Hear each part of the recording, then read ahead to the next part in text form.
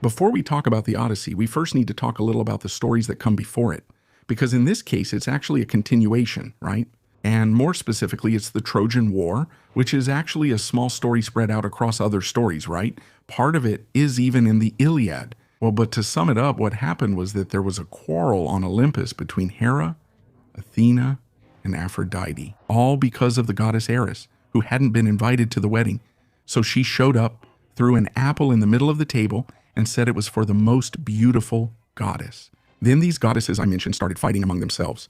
The one who should choose who would be the most beautiful goddess was Zeus. But Zeus, backed out and said he would choose another judge for that, which in this case was Paris, who would be the prince of Troy. But all the goddesses in this competition started trying to bribe Paris so that he would choose them and not the others.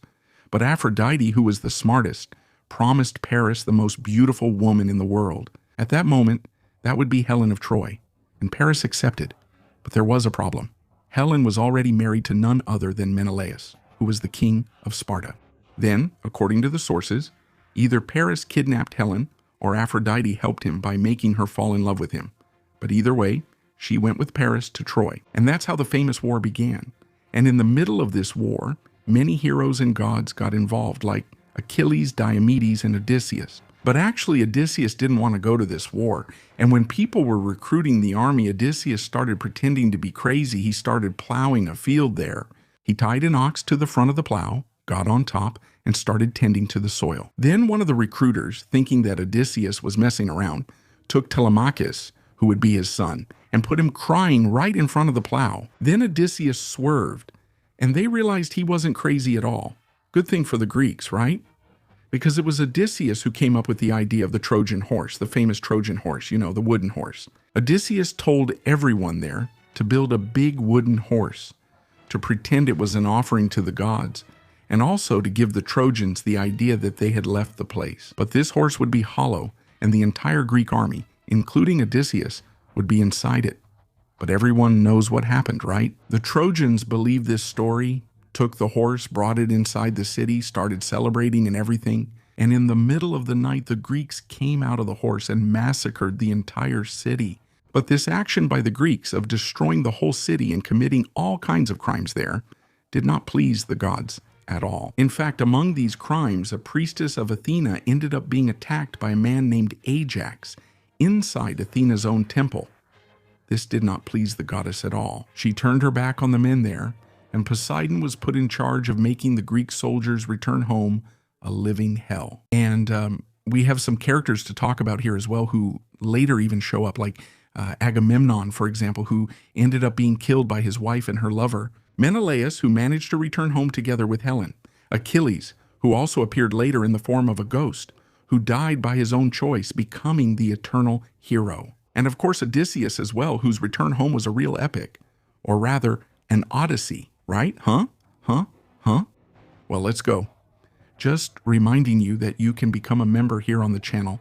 It's less than 5 rays, and you support me to keep working here. Get early access to videos and access to exclusive videos like those shown here and more.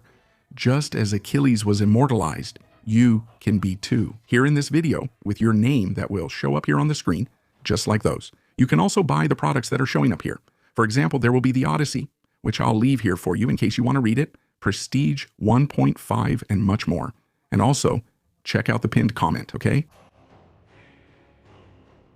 Well, the beginning of the Odyssey starts up on Olympus in an assembly of the gods, and they're discussing everything that had happened, mainly about what would happen to Odysseus, because while all the other survivors of the Trojan War had already arrived back in their lands, Odysseus was trapped with Calypso on her island, or in her cave, depending on the source you read.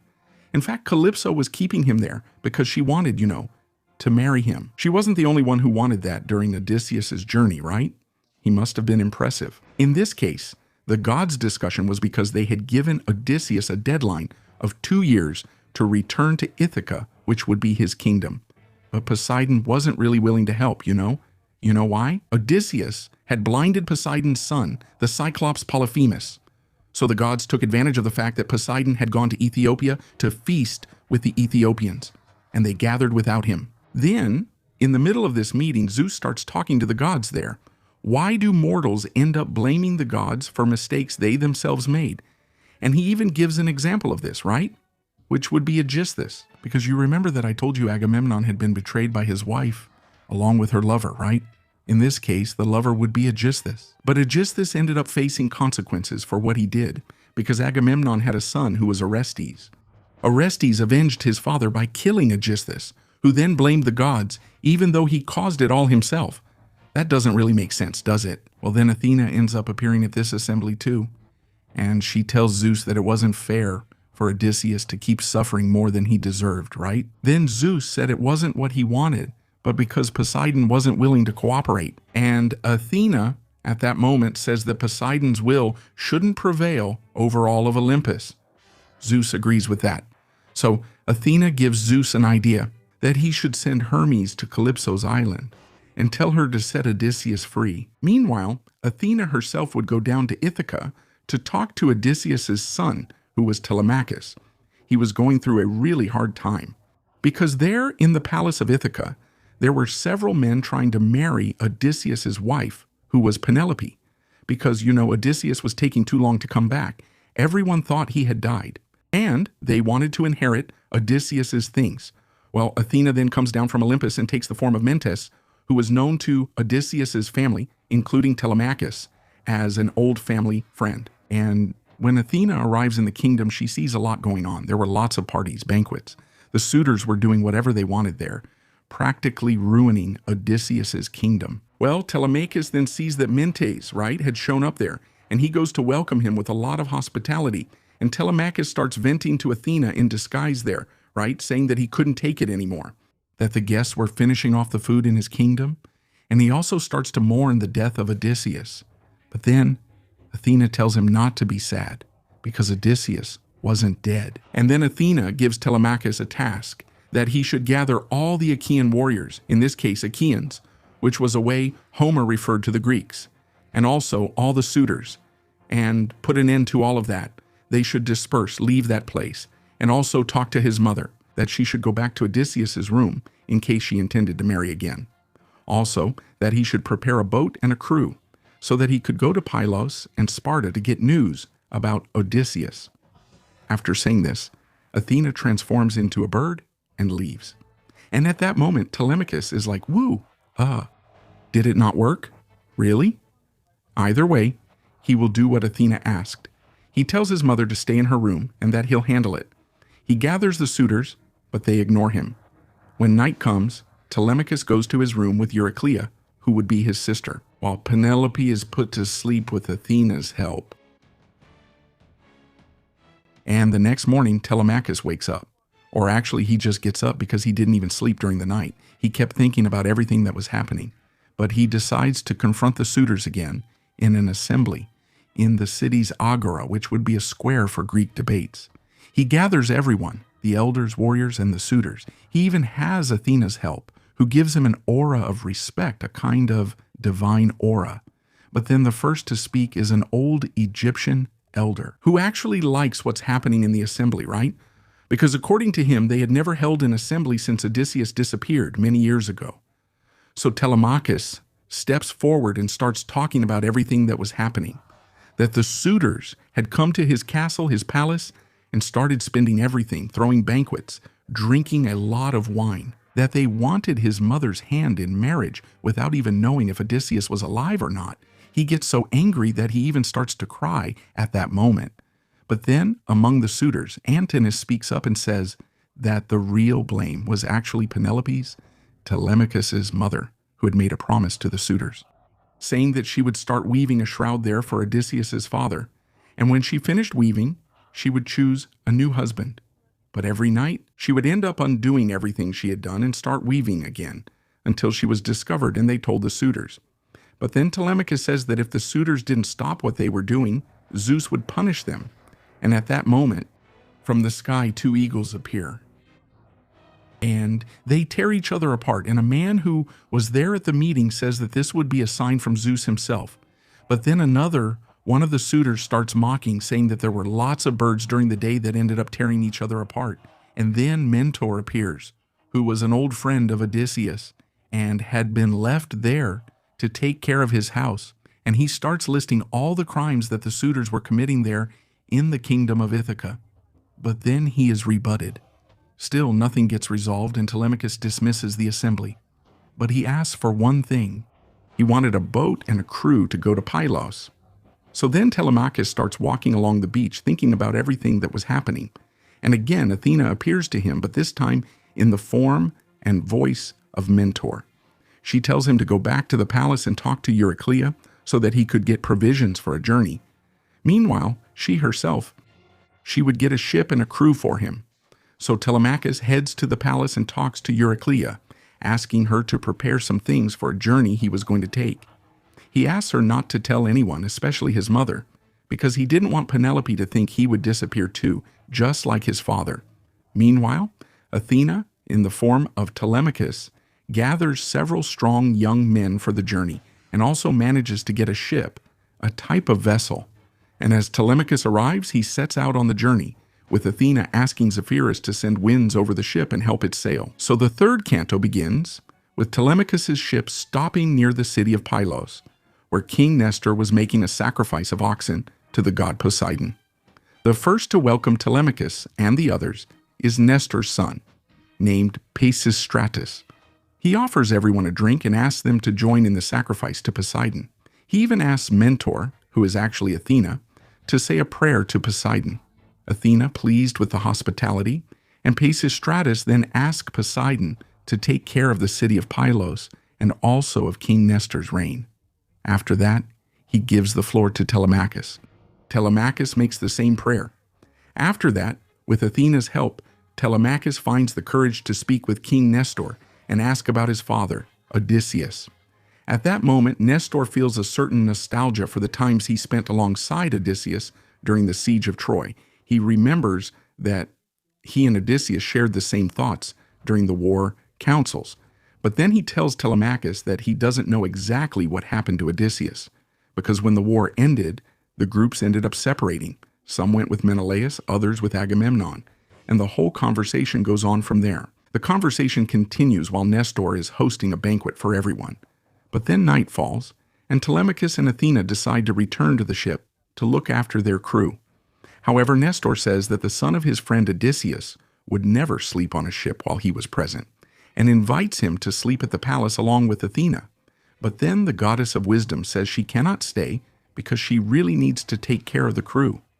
At that moment, in front of everyone, she turns into an eagle, or maybe a vulture, I'm not sure exactly, and disappears from there. At that moment, Nestor realizes what is happening. He takes Telemachus by the hands and says that he will be a great hero like his father, because he has the goddess Athena as his companion. Well, then morning comes, and Nestor prepares a chariot for Telemachus so that he can go to Sparta by land.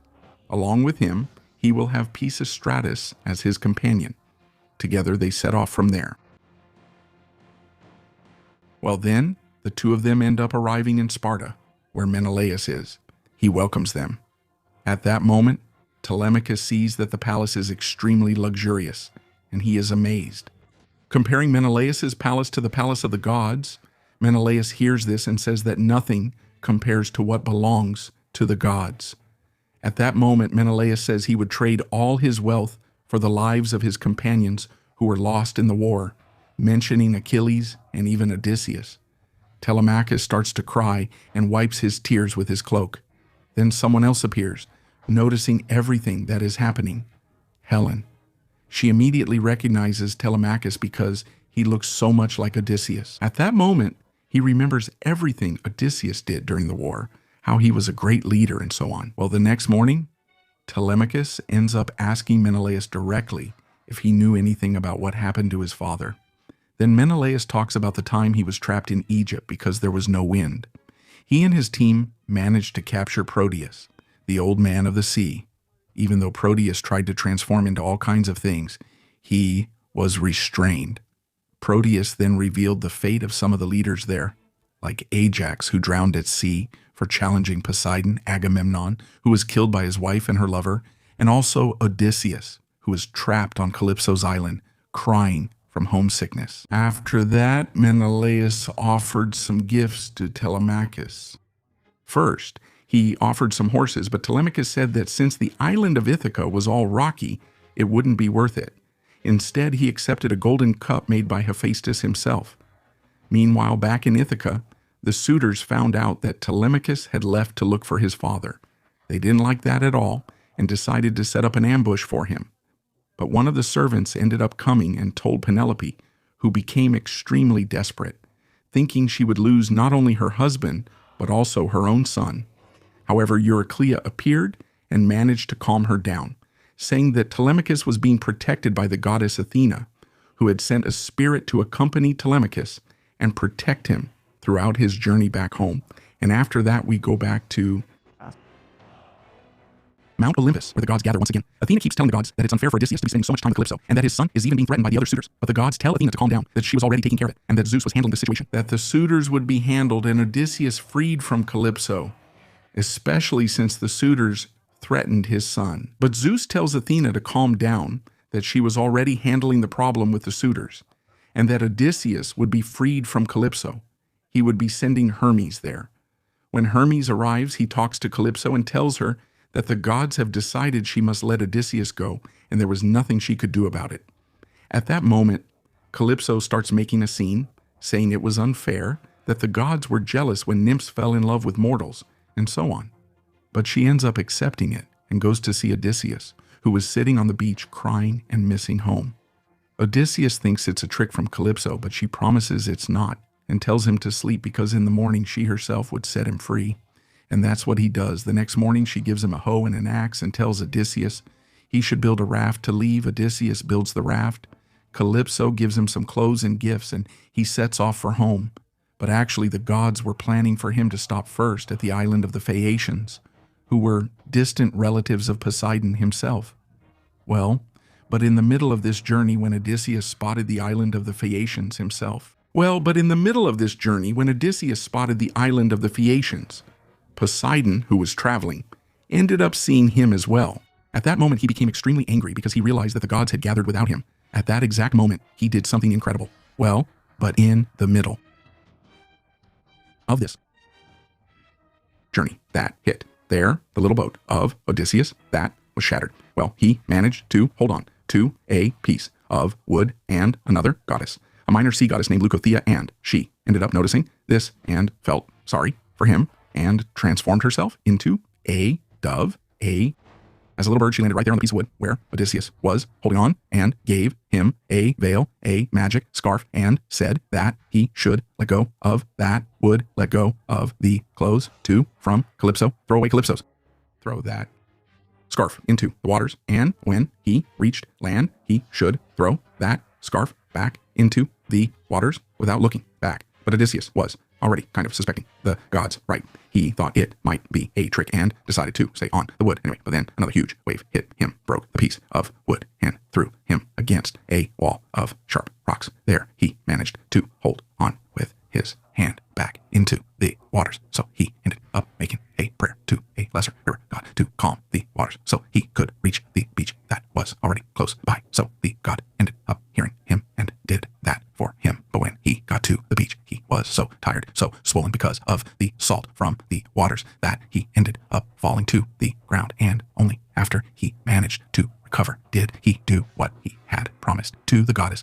Leucothea, and threw the scarf without looking at the waters, and the scarf returned to the hand of the goddess. After that, then he ended up settling down there under some olive trees of As árvores que faziam tipo de teto para ele. Some trees formed a roof for him, which he covered with leaves, and he slept to recover from all that had happened, aided by Athena, who made him sleep deeply. The next morning, while Odysseus slept, Athena entered the dreams of Princess Nausicaa of the Phaeacians, scolding her in her dream and telling her she should marry. But her clothes were very dirty. She should go to the river and clean them. With that, Nausicaa woke up and got excited about what Athena had told her, and went to her father and said that she needed a cart and some helpers there because she was going to wash everyone's clothes. She didn't talk much about marriage because she was embarrassed. But then, her father ended up realizing what she wanted and gave her permission. He gave her, and also some helpers. When they arrived, they started washing the clothes there in the river near the beach. And when they finished cleaning everything, they started playing ball there to have some fun. But the ball ended up falling into a whirlpool in the water. They screamed really loudly, and Odysseus woke up. He thought he was being attacked and got really scared. Since he was naked, he grabbed some leaves, covered himself, and went to see what was happening near the beach because of all the shouting. Then he saw Nausicaa and all the helpers. He was very embarrassed because he looked terrible, extremely dirty with salt from the sea and everything else. So he stayed where he was and started praising Nausicaa, saying she looked like Artemis and that any man who married her would be very lucky. Nausicaa, even though she saw he seemed to be a stranger, found him extremely respectful and asked who he was, who that man was. Odysseus introduced himself, told his whole story, and asked her for help so he could go to the king and get help to return home. Nausicaa agreed to help him, but said he needed to clean himself first. So she asked her helpers to take him to a more sheltered part of the river and give him a bath. But Odysseus said he didn't need help because he didn't want to be embarrassed. Not in front of the young women. He said he would wash himself alone. After taking a bath, Athena went there and cast something on Odysseus. I don't know why, but she made him look taller and stronger, like a Greek god. When Nausicaa saw this, she whispered to one of her helpers that she wished her husband would be like Odysseus. Then Nausicaa made a plan for Odysseus. She said he couldn't walk too close to her on the way back home because it wouldn't look good for a princess to be accompanied by a stranger. So he should walk beside the cart, and they would enter through different parts of the kingdom. She told Odysseus that as soon as he entered, he shouldn't talk to the king, but to the queen, who would be weaving near the fireplace. If he could win over the queen, he would definitely get help to return home. Well, on the way, Odysseus, he said a little prayer to Athena, one more, right? Asking that the Phaeacians would have mercy on him and agree to help. Athena saw everything and even granted a certain favor to Odysseus, but she decided not to appear to him yet, out of respect for her uncle Poseidon, who was still very angry with the hero. Well, when they arrived in the city while Nausicaa was welcomed by her brothers, who helped her down from the chariot and also took the clean clothes, Odysseus was lying in the square, waiting for the right moment to go to the palace. After that, he got up and set out in search of the king and queen. He ended up meeting Athena disguised as a young woman who was fetching water. Athena told Odysseus that she could take him to the palace. Then Athena cast a mist around Odysseus, making him invisible. They reached the palace door and Athena revealed herself, telling him he should be brave because those who were fearless always ended up overcoming the greatest difficulties. Odysseus then entered the palace and was amazed by what he saw. There were silver walls, golden walls. The palace was so huge it seemed like the very home of the gods themselves. Inside the palace there was even an area that looked like a forest, full of large orchards. So he walked until he reached the palace hall where the king and queen were, along with some other guests. As soon as he stepped near the queen, the mist that Athena had cast on him disappeared, and everyone was astonished and silent at what they were seeing. Odysseus then threw himself at the queen's feet and sat near the fireplace to show extreme respect and humility. No one knew exactly what to say until the king's advisor, an elder, ended up saying that the king shouldn't let a guest sit on the floor.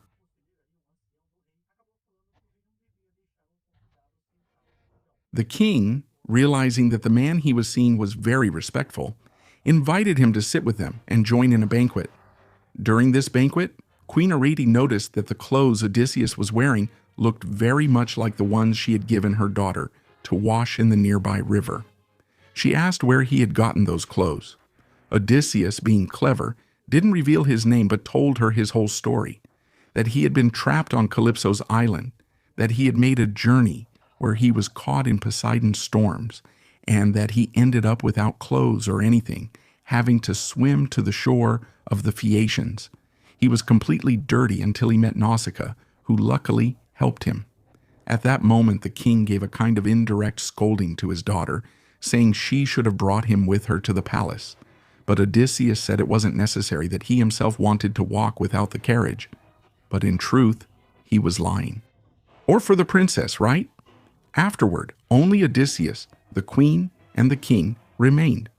The king then said he liked Odysseus, found him respectful, and thought he was a great warrior. He wanted Odysseus to marry his daughter and offered him everything. part of the kingdom, part of the palace, and part of his wealth for that. But Odysseus said he didn't want it, because what he really wanted was to go back home. He needed the king and queen to arrange a ship for him as soon as possible. The king said that the next day he would gather an assembly to see how they could help him. They would help the man who was asking for their help. And this part ends with Odysseus going to a room to rest well. The next morning, King Alcinous, together with Ulysses, went to a public square where the king announced that a fleet was ready to take the guest back home. The place was crowded because Athena, on purpose, she had spread news about the foreigner and had also given Odysseus, Ulysses, a sort of divine aura, making him look bigger than he really was. At that moment, a bard began to play music about the story of the Trojan War and the loss of certain men. At that moment, Odysseus started to cry under his cloak. The king, if he noticed, decided to take everyone to a sports competition so they could watch and be distracted. But in the middle of this competition, a young man named Eurylos started to mock Ulysses, saying that he seemed to be a greedy merchant and not a true warrior, that he would never beat him in a competition. Odysseus stood up, picked up a stone, and threw it very far, much farther than anyone else. The king, realizing that there could be trouble, decided to end the competition and called some dancers to perform, while the musician told a story about the goddess, or with the god Ares, in a very funny way. With everyone calmer, the king then asked the local young princes to give gifts to him. Everyone started giving various precious things, including Eurylos, who had regretted offending Ulysses and gave him a bronze spear. Later, Odysseus returned to the palace, stored everything in a very secret place for himself, and ended up saying goodbye to the princess as well. The princess only asked him to remember her fondly, as she was the first person who had saved him. At the final dinner, everyone was in the middle of a banquet when once again a song about the Trojan War began, mainly about the Trojan horse. At that moment, Odysseus ended up crying again. The king, realizing this, ordered the musician to stop everything and asked in front of everyone who Odysseus was and why he was always crying during every song about Troy. Well, then Odysseus finally began to reveal his true identity to King Alcinous. He started telling his whole story. He said that first he and his crew stopped at the island of the Cicones, where they sacked the city, but took too long to leave, and the natives began to counterattack the Greeks. Unfortunately, some were lost, killed in the fighting. Then they reached the island of the lotus eaters, named for eating lotus. Some of the sailors ended up eating this magical plant that erased their memories and took away their desire to return home. And Odysseus had to drag some of them back to the ship while they cried because they didn't want to leave. Well, after that, they stopped at the famous island of the Cyclopes. Odysseus and 20 men began to explore the area and entered the lair of Polyphemus the Cyclops, son of Poseidon, bringing with them a barrel of pure wine. Polyphemus ended up returning, closed the entrance of the cave with a huge rock, and when he realized the Greeks were inside, he started eating some of them. Unfortunately, Odysseus couldn't kill him while he was sleeping because otherwise they wouldn't be able to get out of the cave because of the rock. Later, Odysseus had an idea the next morning, after the Cyclops finished off some of Odysseus's men. He offered wine to Polyphemus, who started drinking and got drunk. And he asked Odysseus his name, and Odysseus said his name was Nobody. The Cyclops collapsed and slept, and during that night, Odysseus took a wooden stake along with his men, heated it in the embers, and placed it right in the eye of the Cyclops, who screamed in pain. And then his neighbors came to see what was happening. And when they asked who had done that, he started saying it was Nobody. So they thought the Cyclops was crazy and left. After that, Polyphemus removed the rock from inside and led his flocks out to graze. And as the flock was passing by him at the cave door, he started feeling the backs of the sheep. To get out from there, Odysseus and his remaining men held onto the underside of the sheep, and that way they managed to get outside. But as soon as they got on the boat, Odysseus let his pride get the best of him and shouted to Polyphemus that the one who had done that to him was Odysseus, son of Laertes, who lived in Ithaca. Then Polyphemus raised his arms and asked his father for help, asking him to take revenge on Odysseus. After Polyphemus's request, Odysseus and his companions ended up on the island of Aeolus, who was the god of the winds, welcomed them very well at first, and even trapped the winds, noises, and storms inside a bag and gave it to Odysseus to keep safe. They then continued their journey, and while they were almost arriving in Ithaca, Odysseus ended up falling asleep. Meanwhile, the other sailors took the bag that Odysseus was keeping and thought there was gold inside, so they opened it. As soon as they opened it, all the winds escaped and the fleet ended up being blown back to the island of Aeolus, who ended up expelling them, saying that they would be cursed by the gods. Well, after that, they ended up on the island of the Laestrygonians, who were giant cannibals. Odysseus' ship was the only one that stayed outside the harbor. The rest ended up entering the bay, where they were attacked with stones and the sailors were skewered like kebabs and devoured by the Laestrygonians.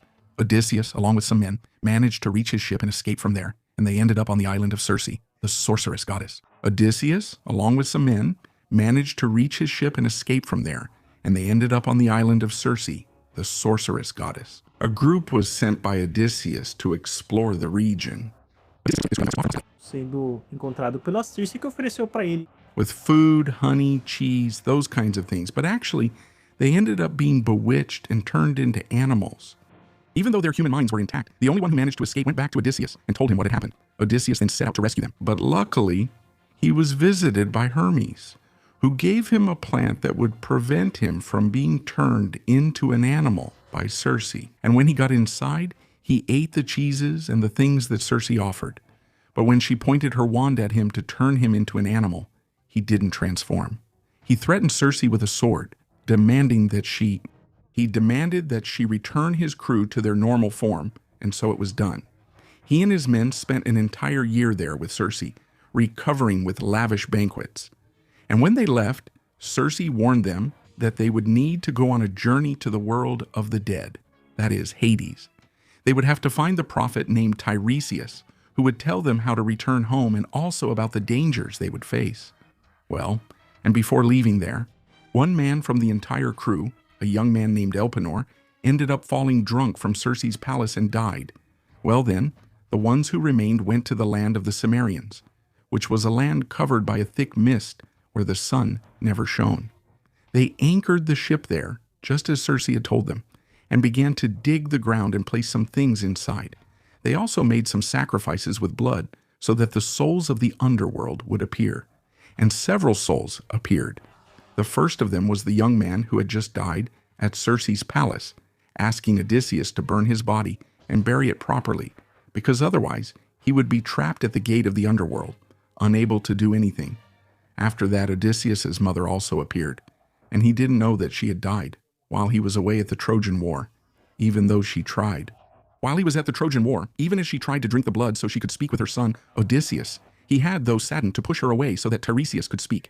And then Tiresias appeared and spoke to Odysseus and his crew, telling them to be very careful on their journey back, because at a certain point they would encounter the cattle of the god Helios. They should restrain themselves, crew members, and not eat the cattle even if hungry, or they'd be destroyed, and only Odysseus would return home alone. Disguised as a beggar, he'd face the suitors by himself, and after that, embark on another journey to make peace with Poseidon before enjoying a peaceful old age. Tiresias then returned to the underworld, and Odysseus' mother drank the sacrifice's blood to speak with him. She said she died of grief from missing him, that his son was handling everything, and that his wife Penelope, user, Jason, object, was still loyal to him, avoiding the suitors. His father had isolated himself in the countryside, still grieving his son's absence. After that, Odysseus tried to hug his mother twice, but he couldn't because, his arms just passed through her. After that, he talked to a few more people, like, for example, Agamemnon, who told him how his wife and her lover had killed him and told him not to trust any woman deeply. He also spoke with Achilles and tried to talk to Ajax, but Ajax was still angry with him over the dispute for Achilles' armor and didn't want to talk to him. Odysseus became afraid that Persephone, the queen of the underworld, would send the head of the Gorgon to petrify him because he had been there talking to the dead for too long. So they got back on the ship and left. Odysseus and his men returned to Circe's island, where they buried the young man there. After that, Circe called Odysseus. Isso onde enterraram o jovem lá. She took him aside and told him about the dangers he would face during this journey, especially the sirens, Charybdis and Scylla. But following Circe's advice, when Odysseus passed by the sirens, he put beeswax in his men's ears and was tied to the mast. When he passed by, he went completely crazy and tried to break free, but fortunately, he couldn't. Then when they reached the part with Charybdis, which was a monster that sucked in the waters and created a whirlpool, and Scylla, which was also a monster with many heads that stayed near the rocks, Odysseus chose to pass close to Scylla so he wouldn't lose the entire ship. But there, 6 men were devoured alive by Scylla. Well, after that, they arrived at Helios's island. He preferred to pass close to Scylla because that way he wouldn't lose the entire ship. But there, 6 men were devoured alive by Scylla. Odysseus preferred to go straight through because he knew he might end up having to eat Helios's cattle, right? And near Tiresias, if he chose Scylla, because that way. De Tiresias, se ele fizesse. No, the whole ship. But his men insisted on stopping there.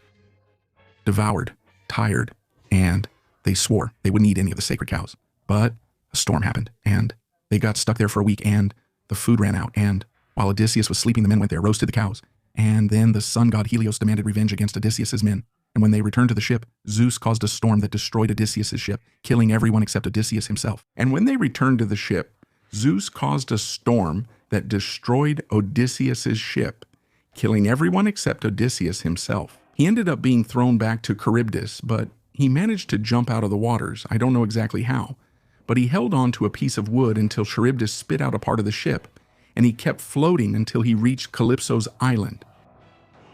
Well, when he finished his story, Odysseus received a huge ovation by the Phaeacians, and Alcinous promised him that the next day he would already set out back to his homeland.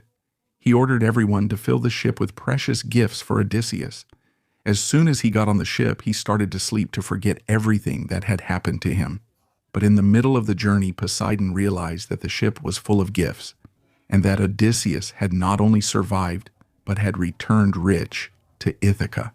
So he went there, complained to Zeus, and turned all the Phaeacian ships into rocks. As punishment for having helped Odysseus, well, as soon as they arrived in Ithaca, Odysseus woke up, but he didn't recognize the place because of a mist that Athena had cast there. So he started to cry desperately, thinking he had been deceived. But then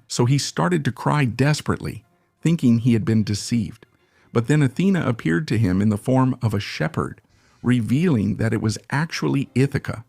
Odysseus, thinking it was a local resident and wanting to protect himself, lied and said he wasn't Odysseus at all. But then Athena started to laugh, transformed into a beautiful woman, and cleared all the mist from the place, making Odysseus cry with happiness.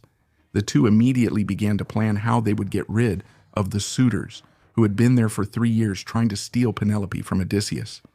Then Athena told him to look for Eumaeus, who was a shepherd still loyal to the king. Meanwhile, she would return to Sparta to try to bring Telemachus back. Well, as Odysseus approached Eumaeus's house, he was disguised as a beggar, since Athena had cast a spell on him so that no one would recognize him right away. So he entered near the house, among several pigs. Guard dogs appeared and would have torn him apart if Eumaeus hadn't shown up and chased the dogs away. Odysseus then told Eumaeus that he was lost there and needed a place to stay. Then Eumaeus said that for him, all the beggars who showed up near his house were actually guests of Zeus himself. So he let him in and started talking to him. The king started talking to him, complaining about the suitors, saying that they wasted too much, always demanded his best pigs, and that he was getting tired and very sad to imagine that his true master, Odysseus, was dead somewhere or wandering around.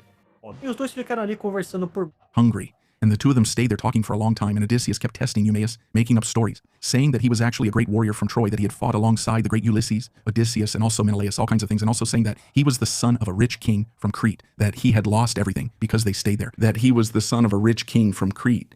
He had lost everything because when he arrived on the island, some sailors had robbed him. He even told Eumaeus that his true master, Odysseus, would return that very month to take revenge on the suitors. At that moment, Eumaeus told them to change the subject because he didn't want to talk about Odysseus, as it always made him very sad. Anyway, other shepherds arrived, and Eumaeus took several pigs and made a great feast for everyone. When Ulysses and the others went to sleep, Eumaeus went out, took his sword and his staff, and went to watch over the pigs. throughout the night to prevent any animal or thief from stealing anything. Odysseus was very grateful and happy to see that Eumaeus was still a loyal servant who took care of his things, and he went to sleep peacefully. During that night there in Sparta, Athena had come to Telemachus in a dream, warning him to return to the island of Ithaca because the suitors were forcing his mother to choose a new husband. So Telemachus wakes up, tells Menelaus and Queen Helen that he is going back home, receives some gifts, and leaves, avoiding getting too close to certain islands because Athena had warned him about the ambush some suitors planned for him. Meanwhile, the day went by, and there in Ithaca, at Eumaeus' house, Odysseus, still pretending to be a beggar, was talking with Eumaeus, asking him to tell his story. He said he was the son of a great king, but one of the maids had warned him. He was sold as a servant to King Laertes, Odysseus' father, who took care of him with great affection. That day passed, and the next morning, Telemachus managed to arrive with his ship without any problems and went alone to Eumaeus' hut, at the request of the goddess Athena herself. As soon as Telemachus arrived at Eumaeus' hut, Eumaeus hugged him as if he were Odysseus himself embracing him, and Telemachus, always very respectful, ended up treating the beggar, who was actually Odysseus, with great respect. He didn't take his place or anything, he offered him everything as well. And Telemachus asked Eumaeus to go to the palace very discreetly and secretly inform Penelope that he had returned. As soon as Eumaeus left, Athena appeared at the door, visible only to Odysseus and a few dogs there, who were a little scared, and she asked him to leave the hut. And as soon as he left, she transformed him back, returning his real clothes and his true form. And as soon as Telemachus saw him, he thought it was actually a spirit trying to play tricks on him. But Odysseus went to him, hugged him, talked about Athena and everything, and the two of them cried together and began to plan how they would take revenge on the suitors, who were 118 very well-armed men. But Odysseus told Telemachus to stay calm because Zeus and Athena would be with them, and he told him to go back to the palace, blend in, and not say anything in the meantime. He shouldn't react to any offense from them, but wait for Odysseus' signal. Then Telemachus should collect all the weapons from the hall, leaving only 2 weapons and 2 shields for them, and store the rest in the basement. Well, meanwhile, Eumaeus was going to the palace to tell Penelope, but the sailors had seen that Telemachus' ship was in the harbor, so they sent a messenger to let everyone know that Telemachus had returned.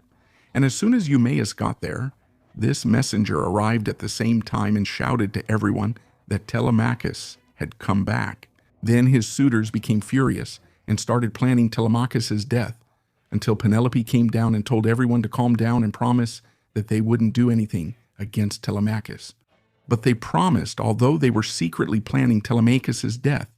So Eumaeus ended up going back to his hut with Telemachus and Odysseus. But before he stepped into the hut, Athena transformed Odysseus back into a beggar again.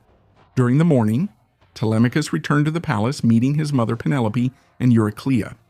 Meanwhile, Eumaeus, together with Odysseus, who was still disguised as a beggar, set out for the palace.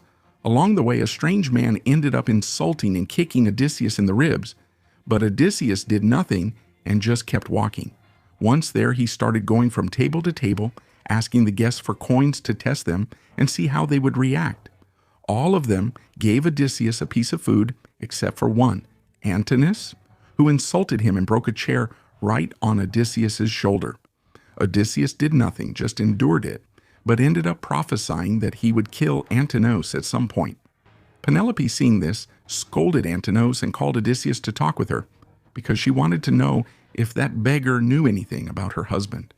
But Odysseus thought that talking to Penelope might end up angering the suitors.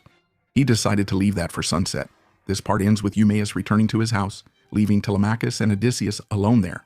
Oh, I forgot to mention that there's a very sad part in this section, which is about Odysseus' dog, who had been abandoned after he went to the Trojan War. The dog was there in the middle of the manure. Despite being very thin, he recognized Odysseus' voice as he passed, even though Odysseus was disguised as a beggar. He wagged his tail, but died upon realizing his owner was there. And the next part is a bit funny because while Odysseus was disguised as a beggar, doing beggar things, begging around the hall, another very famous beggar in the region showed up named Iro, who who was really fat and greedy. And when he realized there was another beggar there taking his spot, he picked a fight with Odysseus. And the suitors, finding it all funny, started making bets on which beggar would win. Tudo aquilo fizeram apostas, né, sobre qual mendigo ganharia. That the winner would get a stuffed shell there. Well, Odysseus just took off his cloaks, showing off his huge muscles, and landed one on Iros's chin, who fell down. He was dragged outside. Then one of the suitors even gave a piece of bread to Odysseus, saying he did really well. Abandoned. He was a damn bastard.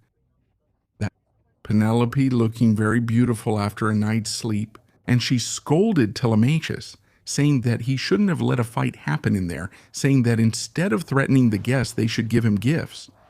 But after that, one of the suitors tried to throw a chair at Odysseus, but he dodged it, and a servant was hit. That caused a commotion, but Telemachus calmed everyone and told them to sleep. After the suitors left, Odysseus and Telemachus started gathering all the weapons from the hall and took them to the basement. Meanwhile, Penelope came down to talk to the stranger, along with her servant named Melantho. She ended up insulting Odysseus there, but Penelope scolded her. Then Penelope started confiding in Odysseus, who was disguised as a beggar. She talked about everything she had been through, and also about her plan to weave a shroud for Laertes, to avoid having to choose a husband and everything. Then Odysseus, noticing that his wife was sad, began to say that he was the last nobleman of Crete, who ended up hosting Odysseus. And he told her to calm down, because her husband would return that month. Then Penelope, happy with what the beggar had told her, ended up asking Euryclea to wash the stranger's legs there, as a way of thanking him. Then Euryclea ended up noticing a scar on Odysseus, and at that moment she fell back, knocked over the water basin, and realized that it was Odysseus right there in front of her. Before she could speak, Odysseus stopped her and told her to keep it secret to avoid ruining his revenge on the suitors. Then Penelope, who was distracted with Athena, came back and told the beggar that the next day she would hold a test to finally choose her new husband. She would organize a competition with the bow, and whoever won would be her new companion. Odysseus asked her to do this without delay. Well, the next day, Telemachus sat his father near the door and told everyone not to bother him. But then Calypso, who was the rich and wicked one, ended up mocking the beggar near the door and threw a piece of meat near him. But Odysseus dodged it, and the piece of meat hit the wall. And at that moment, Telemachus got really angry and threatened Calypso, saying he would run him through with a spear if he didn't stop. And at that moment, Athena kind of threw everyone into a frenzy. There in the hall, all the suitors started laughing a lot, while the meat bled on the plate. At that moment, the seer who was there began to prophesy, telling everyone that they should leave, because he had a vision of the whole hall covered in blood. But everyone kept laughing there, even at the seer, and ended up leaving the hall. Then Penelope went down to the basement to get something. The great and heavy bow of Odysseus, which he had never taken to war, was a bow he had received when he was still a boy. So she told everyone there that the test would be as follows. The man who could tie a string to the arrow and, using the bow, shoot that arrow through the middle of 12 axes that were fixed to the wall would be her new husband. But while the test was going on, no one could even bend the wood of the bow because it was extremely heavy. Odysseus, still disguised as a beggar, went outside and revealed himself to Eumaeus and another shepherd, and he told them to lock everything up, and that at the right moment Eumaeus should bring the bow to Odysseus so he could begin his revenge. Well, in the middle of all this, even Telemachus had tried, just for show, to shoot the arrow. But then his father, with a signal, told him to stop trying, and then Odysseus ended up volunteering to take the test as well. Naturally, the suitors didn't want that, since they feared being embarrassed or humiliated by the beggar. But Telemachus said that the bow was his by right, and that the beggar should indeed try. He told his mother to go into her room and stay there for now, and that's it. Odysseus took it with extreme ease, and he hit all 12 rings of the axes and ended up revealing himself as Ulysses, Odysseus, to everyone present. Noticing the signal, Telemachus drew his sword and stood by his father's side to start the battle against the suitors. And then, my friend, from that point on, it was a complete massacre that happened in there. First, Antinous was hit in the face. Then Eurymachus tried to attack but was killed with an arrow to the chest. Amphinomus had also been killed by a thrust from Telemachus. And Melanthius even managed to get some armor for the suitors. because he saw that Telemachus had gone down to the basement. They got armor and swords for his father, and he joined them. But Eumaeus caught him. Melanthius was tied upside down in the storeroom. Meanwhile, in the hall, all the suitors were killed, and the maidservants who were helping those suitors were forced to clean the hall. And Melanthius ended up being brought from the basement, and he was also killed. After that, the entire palace was purified with fire and sulfur. Interestingly, during this so-called battle, which wasn't truly a battle, they never stood a chance against Odysseus. Athena appeared there in the middle, in the form of Mentor, and ended up encouraging Odysseus a little more. Then, she turned into a dove, dodged the arrows flying through the air, and landed right on the ceiling, watching the trick. After that, Euryclea ran up the palace stairs to tell Penelope what had happened. And notice that Penelope was sleeping through all of this, okay? She was peacefully in her room, sleeping well. She didn't believe her husband had returned, thinking a god was responsible. But when she came down into the cleansed palace, she sat beside Odysseus and studied him. She didn't recognize him because he was still covered in blood. Even Telemachus scolded her, asking if she was going to hug her husband since she had missed him. But Odysseus himself asked his son for patience, right? And after he took a bath and was bathed in Athena's graces again, he appeared to Penelope once more, and she was still suspicious, right? So she asked Euryclea to bring the couple's bed outside so she could see if it was really Odysseus. But then Odysseus told her that there was no way to bring the bed outside because their bed had been made from a living olive tree. In other words, they would have to cut the tree's roots to take it outside. And Penelope, realizing that the man in front of her knew a secret that only she and her husband knew, ended up hugging him, and the two were reunited again. But then, Odysseus then asked for the musicians to be called and for them to pretend that Penelope's wedding was taking place, so that it would take a little longer for the news of the palace massacre to reach the families of the suitors. Taking advantage of this time, Odysseus went to visit his father, Laertes. When he arrived at the field, Laertes was working the land there. Extremely disheartened with life, Odysseus even thought about pretending to be a foreigner to test his father. But when he saw how much his father was suffering, he ended up revealing himself to him. The two hugged and were very happy. Meanwhile, Antinous' father, Eupates, ended up finding out what had happened. At Odysseus' palace, together with the families of other suitors, they decided to revolt against Odysseus. They gathered there, formed an army, and set out toward the palace for revenge. Then Odysseus, his father, and Telemachus got dressed and ended up leading another army as well, practically starting another war. But then Laertes, Odysseus' father, threw a spear that immediately killed Eupatis, the leader of the revolt.